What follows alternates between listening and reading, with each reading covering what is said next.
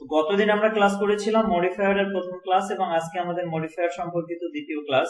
Noun adjective নামটা থেকে অনেকটা বোঝা যায় যে নাউন আবার অ্যাডজেক্টিভ দুইটা জিনিসই একটার মধ্যে উপস্থিত আছে, তাই না? জি স্যার। তাহলে নাউন এবং অ্যাডজেক্টিভ দুইটা জিনিস একটার মধ্যে কেমনে উপস্থিত থাকে? আসলে পাশাপাশি যদি দুটো নাউন বসে এবং তাহলে পূর্বের নাউনটা অ্যাডজেক্টিভের মতো কাজ করে। যদি পাশাপাশি আমরা দুইটা নাউন ব্যবহার করি তাহলে সেই পূর্বের নাউনটা কাজ করবে কিসের মতো? অ্যাডজেক্টিভের মতো। এবং এই অ্যাডজেক্টিভের মতো কাজ করে বিধায় সেই শব্দটাকে বলা হয় নাউন অ্যাডজেক্টিভ। যখনই পাশাপাশি দুটো শব্দ বসে মানে দুটো নাউন বসে তখন নাউন দুটোকে যদি আমরা পাশাপাশি বসাই তাহলে সেখানে আগের নাউন যেটা থাকবে অর্থাৎ দুটোর মধ্যে পূর্বে যেটা বসছে সেই পূর্বেরটা কাজ করে অ্যাডজেক্টিভের মতো, এইজন্য সেটার নাম হয়ে যায় নাউন অ্যাডজেক্টিভ। যেমন Messi is a football player, এই সেন্টেন্সটাকে যদি আমরা একটু খেয়াল করি, Messi is a football player, এখানে ফুটবল একটা নাউন, এটা আমরা জানি, প্লেয়ার আবার প্লেয়ারও একটা নাউন। ফুটবলও হচ্ছে নাউন, প্লেয়ারও হচ্ছে নাউন, কিন্তু দুইটা নাউন যখন পাশাপাশি বসছে তখন প্রথমটার ফাংশন কি?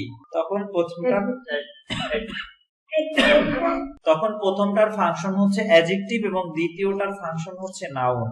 যখন প্রথমটার ফাংশন অ্যাডজেক্টিভ তখন এটাকে বলা হয় নাউন অ্যাডজেক্টিভ। প্রথমটার ফাংশন যেহেতু অ্যাডজেক্টিভ সুতরাং এটার নাম হচ্ছে কি? Noun adjective. বুঝছি কিনা বিষয়টা? জি স্যার।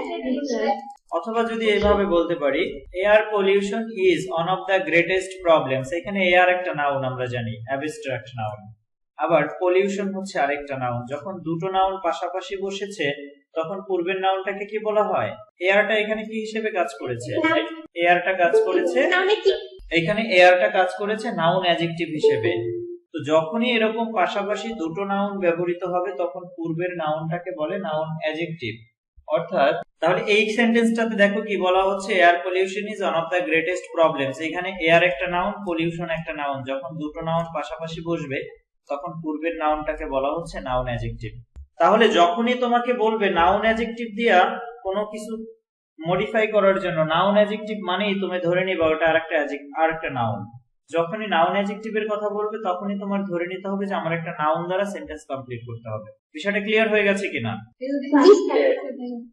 নাউন অ্যাডজেক্টিভ বললেই তুমি একটা নাউন ব্যবহার করবে ওখানে, ওইটার সাথে সামঞ্জস্যপূর্ণ যে নাউন রয়েছে সেগুলো। যেমন আমরা ব্যবহার করি water level, water pollution, environment pollution, এই টাইপের অনেক কিছু আছে। এগুলো সবই হচ্ছে কি? টেলিভিশন প্রোগ্রাম, টেলিভিশন একটা নাউন, প্রোগ্রাম একটা নাউন, এই টাইপের। ইংলিশ টিচার, ইংলিশ একটা নাউন আবার টিচার আরেকটা নাউন। তাহলে এখানে ইংলিশটা কি হিসেবে কাজ করবে? অ্যাডজেক্টিভ হিসেবে, এবং এটাকে তখন বলা হয় নাউন অ্যাডজেক্টিভ। তাহলে নাউন অ্যাডজেক্টিভ মানেই হচ্ছে আরেকটা নাউন। যখনই তোমাকে বলবে যে pre modify or post modify with a noun adjective, post modify বলে না, প্রি মডিফাই বলে ম্যাক্সিমাম টাইম। যখনই তোমার নাউন অ্যাডজেক্টিভ দ্বারা মডিফাই করতে বলবে তখনই তোমার ব্যবহার করতে হবে আরেকটা নাউন।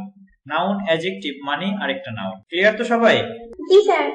নাউন বা প্রোনাউনের পরে বসে নাউন প্রোনাউন সম্পর্কে অতিরিক্ত তথ্য প্রদান করে, এটা সেন্টেন্সের গঠনে কোনো প্রকার প্রভাব বিস্তার করে না, সেটাকে বলা হচ্ছে মূলত অ্যাপোজিটিভ। অ্যাপোজিটিভ জিনিসটা হচ্ছে কি? তাহলে অ্যাপোজিটিভ বসবে নাউন বা প্রোনাউনের পরে, তারপরে ওই নাউন প্রোনাউন সম্পর্কে কিছু তথ্য দিবে। অ্যাপোজিটিভ বসবে কোথায়? নাউন প্রোনাউনের পরে। নাউন প্রোনাউনের পরে বৈশা ওই নাউন প্রোনাউন সম্পর্কে কিছু অতিরিক্ত তথ্য প্রদান করবে। কি রকমের তাহলে অতিরিক্ত তথ্য প্রদান করে একটু দেখি আমরা। এখানে যদি আমরা বলি এভাবে, এই সেন্টেন্সটাকে খেয়াল করো, আমি এখানে লিখেছি Noor Islam, a student of Hatem Ali college has been seriously injured. Hatem Ali কলেজের শিক্ষার্থী নূর ইসলামকে মারাত্মকভাবে আহত করা হয়েছে। এই সেন্টেন্সটাতে দেখো আমার নরমালি কিন্তু এই অংশটা আমি বাদ দিয়ে দেই, একটু খেয়াল করো। নূর ইসলাম হ্যাজ বিন সিরিয়াসলি ইনজুর্ড একটা পরিপূর্ণ সেন্টেন্স আছে না এখানে? জি স্যার। আচ্ছা, তাহলে এইখানে যেহেতু একটা পরিপূর্ণ সেন্টেন্স আছে কোনো ঝামেলা নাই। তাহলে এই যে আমি অংশটুকু দিলাম এই অংশটুকুর কাজ কি? নূর ইসলামকে তার সম্পর্কে একটা বাড়তি তথ্য দিচ্ছে না? হ্যাঁ। এবং এইখানে দেখো এটা নাউন প্রোনাউনের পর একটা কমা দেয়, কমা দেওয়ার পর বসে। আচ্ছা, এই যে বাড়তি অংশটা লিখেছি এটার মধ্যে কি কোনো ভার্ব আছে? না স্যার। এটার মধ্যে কোনো ভার্ব নাই। তার মানে যে অ্যাপোজিটিভ আমরা যেটা বসাবো সেই অ্যাপোজিটিভের মধ্যে কোনো ভার্ব থাকবে না। অ্যাপোজিটিভ মানেই হচ্ছে কি? সেন্টেন্স সম্পর্কিত অতিরিক্ত তথ্য। কোনো ভার্ব যেহেতু থাকবে না এটাকেই বলা হচ্ছে অ্যাপোজিটিভ। অ্যাপোজিটিভের কাজ কি? নাউন প্রোনাউন সম্পর্কে অতিরিক্ত কোনো তথ্য প্রদান করা। অথবা যদি বলি আমরা ওয়াটার, এরপরে শূন্য স্থান দিলাম, দিয়া বললাম post modify the noun with an appositive. Water is being polluted in many ways. পানি বিভিন্ন ভাবে দূষিত হচ্ছে। এখন পানিটাকে আমরা কি করতে বলছি? নাউন অ্যাডজেক্টিভ দ্বারা মডিফাই সরি অ্যাপোজিটিভ দ্বারা মডিফাই করতে বলছি। এখন পানি জিনিসটা কি আমরা এভাবে বলতে পারি যে পরিবেশের একটা গুরুত্বপূর্ণ উপাদান। Water is life. আচ্ছা, তাহলে পানিকে আমরা বলতে পারি কি পরিবেশের লাইফ, এটা হয় না। বুঝি নাই, আবার বলো। Sir water is life. Water is next to life. আচ্ছা, তোমরা দুইজনে যেটা বলেছো দুজনেই কিন্তু ভার্ব ব্যবহার করেছো। দুজনেই কি ব্যবহার করেছো? ভার্ব। এখানে কি আসলে ভার্ব ব্যবহার করা যাবে? নাউন ব্যবহার করুন। না স্যার। এখানে ভার্ব ব্যবহার করা যাবে না, তথ্য দিতে হবে। তাইলে আমি এটাকে এভাবে লিখতে পারি, source of environment. an important element of environment। Sir বলো। স্যার ওয়াটার ইজ লাইফ দিলে হবে না? মিন্স তো একটা ভার্বের মধ্যে পড়ে যায়, ভার্ব তো ইউজ করা যাবে না এখানে। অথবা আমি ইম্পর্টেন্ট এলিমেন্ট দিলাম না, বললাম এ লিকুইড সাবস্টেন্স, একটা তরল পদার্থ, এটাও তো দেয়া যাবে। এ লিকুইড সাবস্টেন্স একটা তরল পদার্থ, পানি একটা তরল পদার্থ। স্যার প্যাসেজের সাথে স্যার সামঞ্জস্য রাখতে হবে। প্যাসেজের সাথে সামঞ্জস্য রেখে বললেই হবে। পানি সম্পর্কে বলছে, আমরা প্যাসেজ পড়লে বুঝতে পারবো পানি জিনিসটা কি আসলে। তো এখানে এই যে নাউন বা প্রোনাউন সম্পর্কে অতিরিক্ত একটা তথ্য দিতেছি, এই তথ্যটাকেই বলা হচ্ছে অ্যাপোজিটিভ। অথবা বললাম এরকম যে রবিন বাই হিজ ফাদার, এরপরে আমি একটা কমা দেওয়ার পর শূন্যস্থান দিয়ে বললাম পোস্ট মডিফাই। পোস্ট মডিফাই করো নাউনটাকে অ্যাপোজিটিভ দ্বারা। এখন তার মানে কাকে মডিফাই করতে হবে এখানে? এখানে রবিনকে না, হিজ ফাদারকে। যার পরে বলবে তাকে করতে হবে। এখানে হিজ ফাদারকে করতে হবে, কারণ এখানে হিজ ফাদারের পরে বলছে। কিন্তু Robin is dearly loved by his father, রবিনকে তার বাবা খুবই ভালোবাসেন। তার বাবা সম্পর্কে তথ্য দিতে বলছে।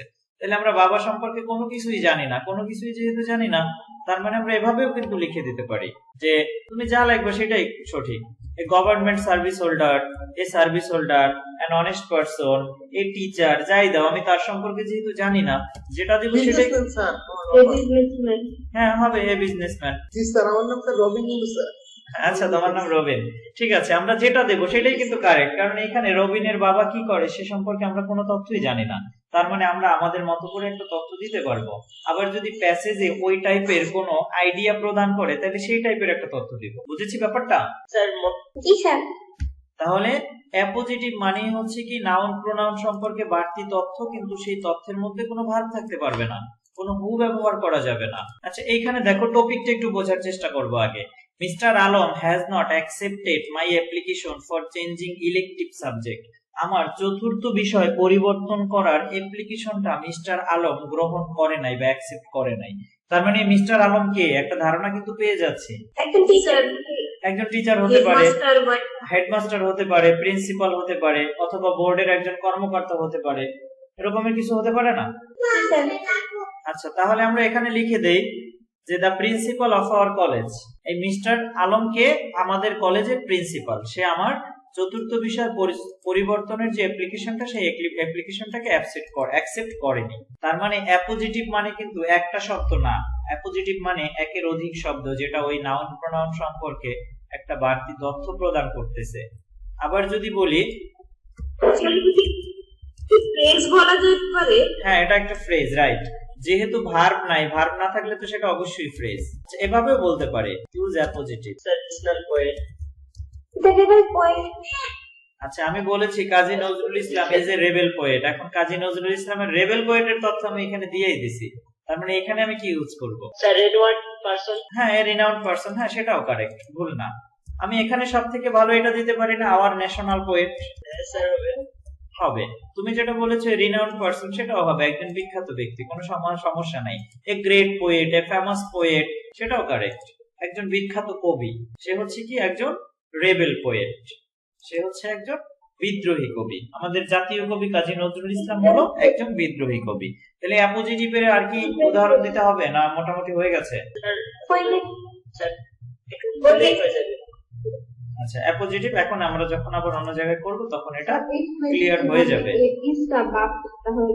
হ্যাঁ, বুঝিনি, কে যেন এইমাত্র বলছো, আর একটু রিপিট করো। স্যার আমি একটু মিস করে গেছি, উপরেরটা একটু দেখানো যায় শুধু একবার? এগুলা জি স্যার।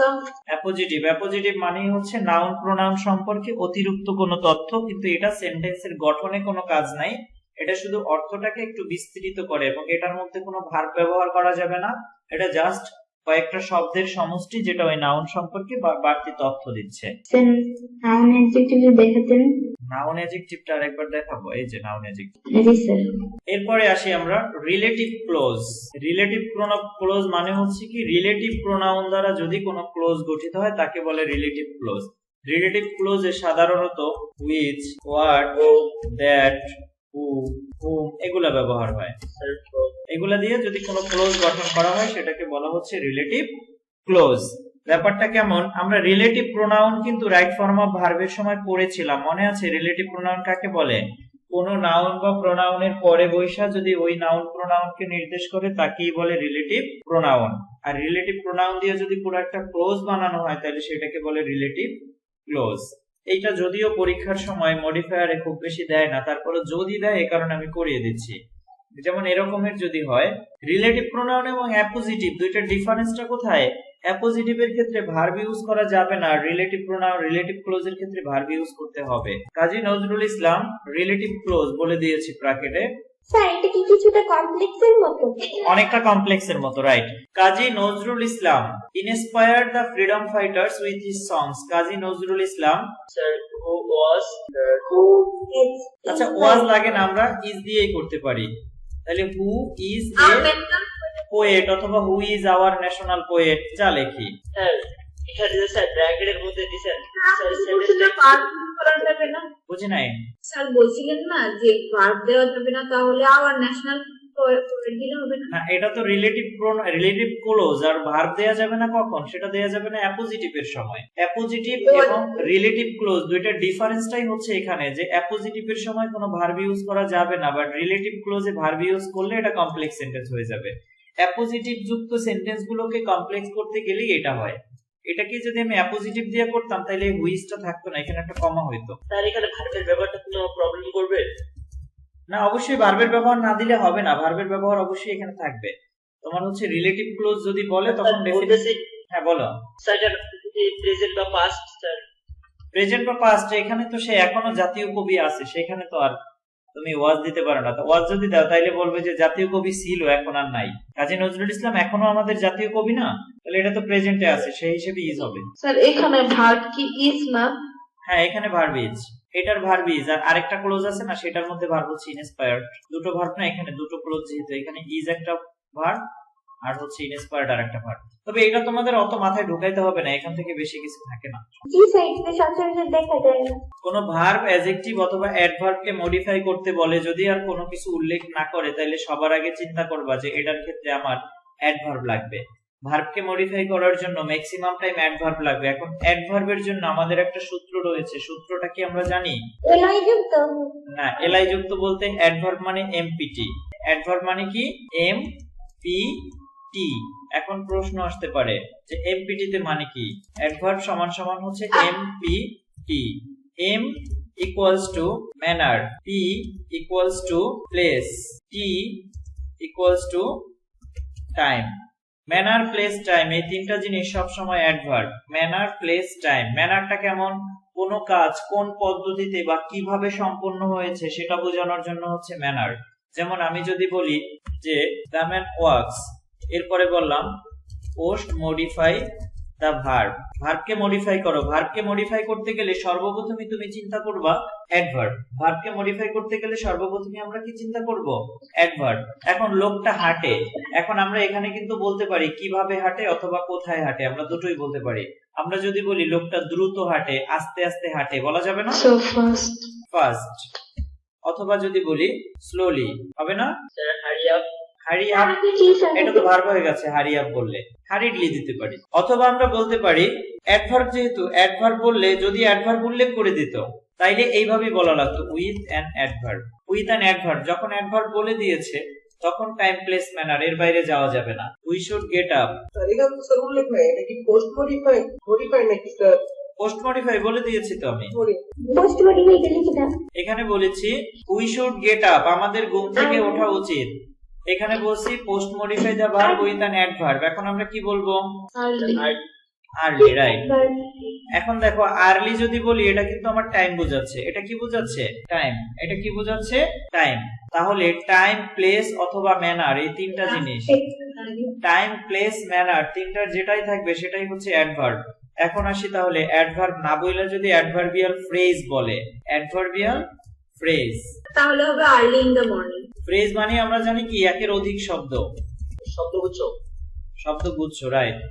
তাহলে যখনই ফ্রেজ বলবে তখন আমি একটা শব্দ ইউজ করতে পারবো না। যখন অ্যাডভার্বিয়াল ফ্রেজ বলবে, অ্যাডভার্বিয়াল ফ্রেজ বললে তখন আমার শব্দ ইউজ করতে হবে একটার থেকে বেশি। যেমন এই সেম সেন্টেন্সটাকে যদি আমরা লিখতাম উই শুড গেট আপ, এরপর তোমাকে বলতো যদি ইউজ অ্যাডভার্বিয়াল ফ্রেজ, তাইলে আমাদের দেয়া লাগতো আর্লি ইন দা মর্নিং, কারণ এখানে শুধু একটা শব্দ দিলে হবে না, একটার বেশি শব্দ দিতে হবে। বাট অর্থ কিন্তু ঠিকই আছে তোমার, time, place, manner. Time, place, manner এই তিনটার মধ্যে থাকলেই তো সেটা অ্যাডভার্ব। আর অ্যাডভার্বের মতো অর্থ প্রকাশ করবে কিন্তু একের অধিক শব্দ, সেটাকে বলা হচ্ছে adverbial phrase, early in the morning. তার মানে যে কোনো ফ্রেজ যদি বলে তখনই তোমার একের অধিক শব্দ ব্যবহার করতে হবে। ফ্রেজ বললেই কি করতে হবে? একের অধিক শব্দ ব্যবহার করে কমপ্লিট করতে হবে। যদি একটা শব্দ দিয়ে কি তুমি ফ্রেজ বলতে চাও তাহলে কিন্তু সেটাতে মার্কস দিবে না তোমারে। সেন্টেন্স ঠিক আছে বাট ওখানে উল্লেখ করে দিয়েছে ফ্রেজ, তার মানে সেখানে তোমার অবশ্যই ফ্রেজ ইউজ করতে হবে। প্রিপজিশনাল ফ্রেজ এটা কাকে বলে তোমরা জানো? প্রপোজিশন ব্যবহার করে। প্রিপজিশন ব্যবহার করে, সেটা শুরুতে না শেষে? শুরুতে প্রিপজিশন দিয়ে শুরু করবে, তারপর একাধিক ওয়ার্ড। হ্যাঁ, যেই সব ফ্রেজ গুলো প্রিপজিশন দ্বারা শুরু হয় তাকে বলা হচ্ছে প্রিপজিশনাল ফ্রেজ। যে সকল ফ্রেজ প্রিপজিশন দ্বারা শুরু হয় তাকে বলা হচ্ছে প্রিপজিশনাল ফ্রেজ। ফ্রেজ মানে এখানে শব্দগুচ্ছ, সেখানে কিন্তু ভার্ব থাকে না ফ্রেজের মধ্যে, নরমালি ভার্ব থাকে না। যে সকল ফ্রেজ শুরু হয় প্রিপজিশন দ্বারা, যে সকল ফ্রেজ শুরু হবে প্রিপজিশন দ্বারা তাকে বলা হচ্ছে প্রিপজিশনাল ফ্রেজ। তাহলে আমরা কি উদাহরণ দিতে পারি এখানে? By reading newspaper. হ্যাঁ, ওটা ঠিক আছে, কে যেন বলছো বাই রিডিং নিউজপেপার হয়, in order to, এটাও prepositional phrase. in the meantime, অনেক কিছুই আছে, আমি দেখাচ্ছি। The rivers of our country, এখানে বলা হচ্ছে the rivers of our country, the rivers of our country becomes হবে না, সরি বিকাম হবে, become full to the brim, কানায় কানায় পরিপূর্ণ হয়, অথবা আর দিয়ে দেয়, আমরা বিকাম লাগবে না। The rivers of our country আর ফুল টু দ্য ব্রিম, কানায় কানায় পরিপূর্ণ। এরপরে বলছে post modify the verb with a prepositional phrase, prepositional phrase দ্বারা এই ভার্বটাকে মডিফাই করতে বলছে, পোস্ট মডিফাই। আচ্ছা, প্রিপজিশনাল ফ্রেজ, আচ্ছা আমাদের নদীগুলো কানায় কানায় পরিপূর্ণ হয় কখন? বর্ষাকালে না? বর্ষাকালে। তাইলে আমরা দিতে পারি ইন দ্য রেইনি সিজন, অথবা বলতে পারি ইন মনসুন, বর্ষার মৌসুমে, in monsoon or in the rainy season. যেভাবেই বলো দুটোতেই কিন্তু প্রিপজিশন দিয়ে শুরু হয়েছে, এখানে ইন দিয়ে শুরু হয়েছে, এটাতেও ইন দিয়ে শুরু হয়েছে। তাহলে যদি কোনো ফ্রেজ প্রিপজিশন দ্বারা শুরু হয় সেটাকেই বলা হচ্ছে প্রিপজিশনাল ফ্রেজ। যদি কোনো ফ্রেজ প্রিপজিশন দ্বারা শুরু হয় তাকেই বলা হচ্ছে প্রিপজিশনাল ফ্রেজ। বিষয়টা ক্লিয়ার হয়েছে কিনা? জি স্যার। জি স্যার। মনসুন মানে বর্ষার মৌসুম। রেইনি সিজন বুঝি আমরা রেইনি সিজন বলে বর্ষাকাল, আর মনসুন বললে বোঝানো হয় বর্ষার মৌসুম। ডিফারেন্সটা শুধু এখানে, বানান ভুল হয়েছিল, মনসুন কেউ বলো নেই। একাধিক শব্দ মিলে যদি একটা শব্দ তৈরি হয় তাকে বলে কম্পাউন্ড। যেমন দুইটা শব্দ একসাথে মিলে অনেক সময় শব্দ হয় না? জি স্যার। কি একটা উদাহরণ বলো, বলতে পারো? হি এন্ড সি। আচ্ছা, যেমন দেখো, Rima and Rita is a friend. না ওইরকম না, দুটো শব্দ দিয়ে একটা তৈরি হয়ে যাবে। এখানে দেখো The end to the I think, end দিয়ে তো দুটো আলাদা আলাদা শব্দকে যুক্ত করেছে, একটা শব্দ তো আর হয় নাই, শব্দ তো আলাদা আলাদা দুটোই আছে। I think he has gone, আমার মনে হয় সে গিয়েছে। কোথায় গিয়েছে? আমি যদি বলি আউটসাইড, এখানে কয়টা শব্দ আছে? দুইটা। আউট একটা শব্দ, সাইড একটা শব্দ, দুইটা মিললে কিন্তু একটা হইছে। ও মানে আউটসাইড ইনটু এগুলা। ইনটু, ইনসাইড, আউটসাইড, তারপরে হচ্ছে এই টাইপের যে শব্দগুলো আছে যেটা দুইটা শব্দ একত্রিত হয়ে একটা শব্দ তৈরি হয়। যেমন আমরা যদি বলি নোটবুক, প্যাসেজ দেখলে বোঝা যাবে, আর কম্পাউন্ড খুব বেশি থাকে না। আমি শিখিয়ে দিলাম যদি কখনো তোমাদের সামনে পড়ে। যেমন আমি যদি বলি নোটবুক, এখানে কয়টা শব্দ আছে? দুইটা। দুইটা। সুপার হিরো কয়টা শব্দ? দুইটা। দুইটা আফটারনুন কয়টা শব্দ? দুইটা দুইটা শব্দ। তারপরে তোমার যদি এখানে বলা হয় ফুটবল কয়টা শব্দ? দুইটা। দুইটা ফুট একটা শব্দ। শব্দ, বল একটা শব্দ, দুটো আলাদা আলাদা শব্দ। দুটো আলাদা আলাদা শব্দ যুক্ত হয়ে একটা শব্দ হচ্ছে এবং সেটার একটা মিনিং আছে। এই টাইপের শব্দগুলোকে, অর্থাৎ এটাকে যদি আমি ভাঙি, ফুট এবং বল দুইটাকে আলাদা আলাদা করি, তাহলে কিন্তু প্রত্যেকটার আলাদা আলাদা অর্থ আছে। সুপার এবং হিরো প্রত্যেকটার আলাদা অর্থ আছে, নোটের অর্থ আছে, বুকের অর্থ আছে। অর্থাৎ ভাঙলে দুইটার আলাদা শব্দ অর্থ পাওয়া যাবে, আবার একত্রিত করলে একটা অর্থ পাওয়া যাবে। এই টাইপের যে শব্দগুলো, এটাকে বলা হচ্ছে মূলত কম্পাউন্ড। আমাদের মোটামুটি শেষ হয়ে গেছে।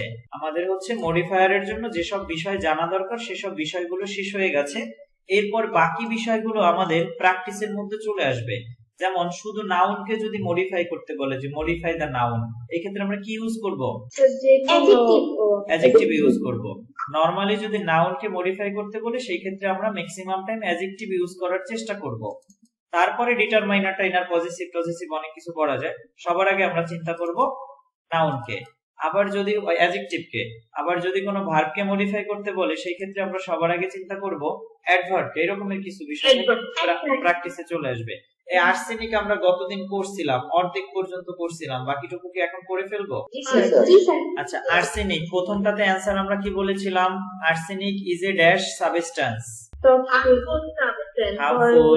হার্মফুল, টক্সিক, পয়জনাস, বিভিন্ন কিছু লেখা যায়। আচ্ছা থাক। ইট ইজ ড্যাশ ডেঞ্জারাস, এখানে কি বলেছিলাম? Very dangerous. It is very dangerous, এটা খুবই বিপজ্জনক। আচ্ছা, এর পরেরটায় ডেমনস্ট্রেটিভে কি বলেছিলাম? দিস সাবস্টেন্স ইজ, কেন দিস ব্যবহার করেছিলাম? ডেমনস্ট্রেটিভ, ডেমনস্ট্রেটিভ মানে আমরা জানি চারটা জিনিস পেয়েছিলাম, দিস, দ্যাট, দিস, দোজ।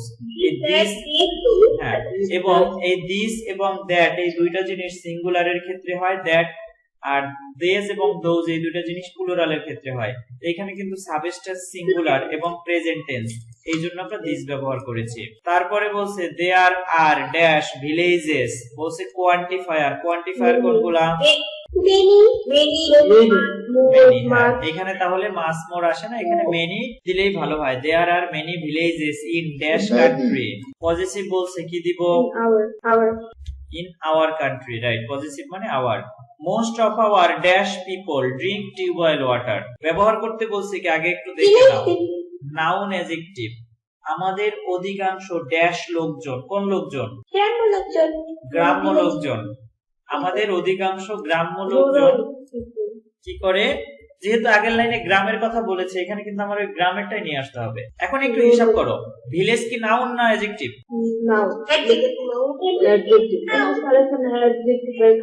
এখানে অ্যাডজেক্টিভের কাজ করেছে। নরমালি ভিলেজ হচ্ছে নাউন, নাউনের পিছনে বসে, এজন্য এটা কাজ করছে অ্যাডজেক্টিভের মতো। নরমালি এটা একটা নাউন, তার মানে যখনই নাউন অ্যাডজেক্টিভ দেখবো তখনই আমরা নাউন ব্যবহার করব, যখনই নাউন অ্যাডজেক্টিভ দেখবো তখনই আমরা নাউন ব্যবহার করব, ওটা অ্যাডজেক্টিভ এমনি হয়ে যাবে। অ্যাজ এ রেজাল্ট, এর ফলে many of them are suffering from arsenic problem. This problem is dash found in north Bengal. Pre modify the verb, ভার্বকে মডিফাই করলে হ্যাঁ ইউজুয়ালি দেওয়া যায়, সচরাচর, জেনারেলি, ইউজুয়ালি, নরমালি, একই তো কথা। এই সমস্যাটা সাধারণত পাওয়া যায় কোথায়? উত্তরবঙ্গে। We should take proper measures, আমাদের উচিত যথাযথ পদক্ষেপ গ্রহণ করা। ব্যবহার করতে বলছে কি? Post modify the verb with an infinitive phrase. Infinitive কি? প্লাস ভার্ব, আর ফ্রেজ মানে বাড়তি শব্দ লাগবে। তাহলে এখানে বলছে we should take proper measures, আমাদের যথাযথ পদক্ষেপ গ্রহণ করা দরকার। কি জন্য? হ্যাঁ হবে, টু রিমুভ বা to solve, to solve this problem, to remove this problem, two eradicate this problem, যে কোনো একটা দাও। গভর্নমেন্ট ইজ ট্রাইং, সরকার চেষ্টা করতেছে, to mark the tubewell having arsenic dash red colour, সরকার চেষ্টা করতেছে টু মার্ক চিহ্নিত করতে, the tubewells having arsenic, arsenic থাকা টিউবওয়েল গুলোকে চিহ্নিত করার চেষ্টা করতেছে, রেড কালার, লাল রং। এখানে বলছে ইউজ পার্টিসিপল, পার্টিসিপল মানে আমরা কি পেয়েছিলাম? ভার্ব প্লাস আইএনজি, তাহলে আমরা এখানে দিতে পারি পেইন্টিং, তাহলে পেইন্টিং দেওয়া যায়, হ্যাঁ পেন্টিং দেওয়া যায়। পেইন্টিং রেড কালার, অথবা আমরা এটাও দিতে পারি ইউজিং রেড কালার। লাল রং ব্যবহার করে সরকার আর্সেনিক যুক্ত টিউবওয়েল গুলোকে চিহ্নিত করার চেষ্টা করছে। People should be refrain from drinking water dash tubewells ব্যবহার করতে বলছে ডেমনস্ট্রেটিভ। টিউবওয়েলস সিঙ্গুলার না প্লুরাল? প্লুরাল দেজ, প্লুরাল যেহেতু তাইলে হবে দেজ, আর সিঙ্গুলার হলে হয়তো দিস। তাহলে দেখো অনেক বেশি কঠিন মনে হচ্ছে। আচ্ছা, আগামী ক্লাসে আমরা মডিফায়ারের প্র্যাকটিস ক্লাস করব। আমি যতগুলো নিয়ম লিখিয়েছি এই নিয়মগুলো তোমরা আজকে বাসায় কমপ্লিট করে ফেলবা। আবার যদি দরকার হয় পিছনের ক্লাস আবার দেখবা। তারপরে হচ্ছে আগামী ক্লাসে আমরা ইনশাআল্লাহ এই মডিফায়ারের যে বোর্ড কোশ্চেন গুলো আছে এগুলো সলভ করার চেষ্টা করব। যতগুলো সলভ করা সম্ভব হয় ততগুলো আমরা এখানে সলভ করব, তাতে তোমরা একটা আইডিয়া পেয়ে যাবে এবং তোমাদের কাছে বিষয়টা ইজি হয়ে যাবে।